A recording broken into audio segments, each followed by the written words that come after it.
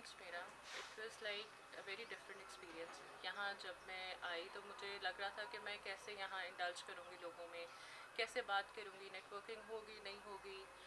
But when I enter the space تب پتہ چلا کہ یہاں ڈفرینٹ سیکٹر سے الگ الگ انڈیویجول یہاں اکٹھے ہوئے ہوئے.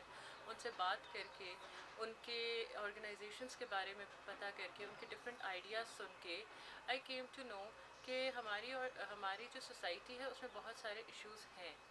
تو مجھے ان لوگوں سے بات کر کے ایک تو بہت اچھا لگا, ڈفرینٹ آئیڈیاز کا پتہ چلا.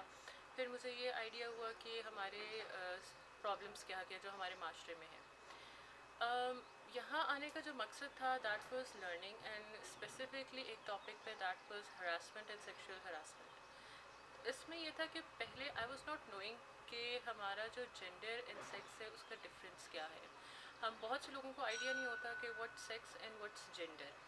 یہاں آ کے میم ملیحہ سے بات کر کے, ان کی باتیں سن کے وی کیم ٹو نو کہ what is sex and what is gender.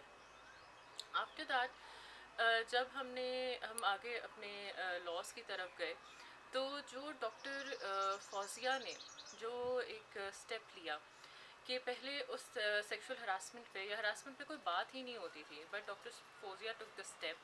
انہوں نے یہ لا امپلیمنٹ کروایا کہ ہمارے نہ صرف عورتوں کو بلکہ مردوں کو بھی اس معاشرے میں بہت سارے پرابلمس فیس کرنے پڑتے ہیں.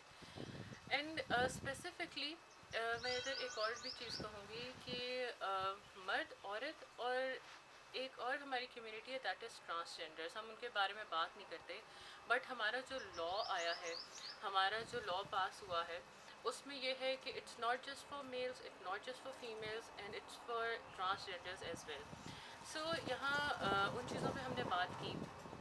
مجھے یہ پتہ چلا کہ اگر ہم اپنی انڈیویجوالٹی کو ہم ٹھیک کر لیں, ہم ایک چھوٹا سرکل اپنا ٹھیک کر لیں, تو بڑا سرکل خود بخود آٹومیٹکلی وہ ٹھیک ہو جائے گا.